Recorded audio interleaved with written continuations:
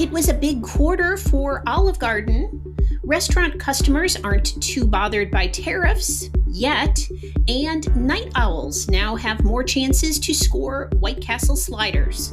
Welcome to Restaurant Daily, your quick daily download of the top stories in the restaurant industry from the editors of Restaurant Business and Nation's Restaurant News. I'm RB Managing Editor Heather Lally. And I'm NRN Senior Editor Brett Thorne. Olive Garden had its best quarter in years. Same-store sales jumped by 6.9% at the chain from March to May, its best result since the end of 2022.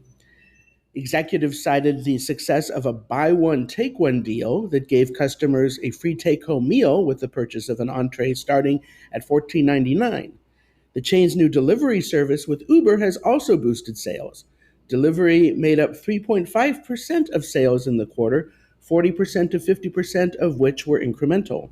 In more Olive Garden news, parent company Darden said it will sell or convert its 28 remaining Bahama Breeze restaurants. The company closed 15 Bahama Breeze units in May, along with a few other brand locations.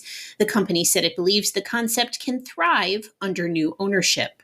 And Darden said Dan Kiernan, president of its 935-unit Olive Garden brand, will retire on August 31st.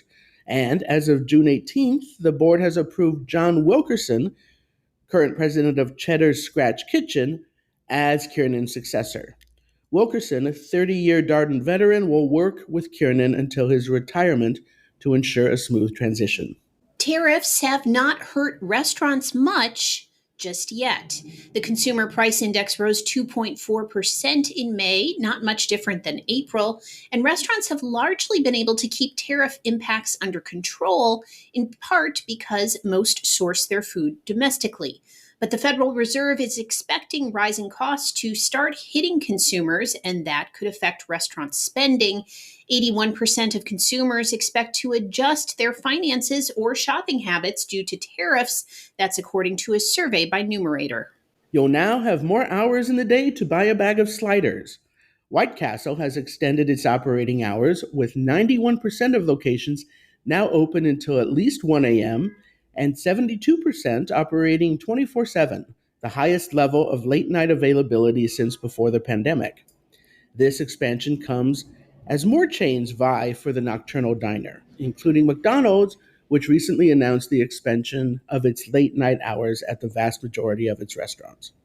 Yum China has introduced Q-Smart, a hands-free AI-enabled assistant for restaurant managers. The tool helps with labor scheduling, inventory management, and food quality and safety inspections, while also providing intelligent decision-making support. The AI assistant represents a significant advancement in Yum China's technology-driven growth strategy and also reflects Yum brand's efforts towards digitization.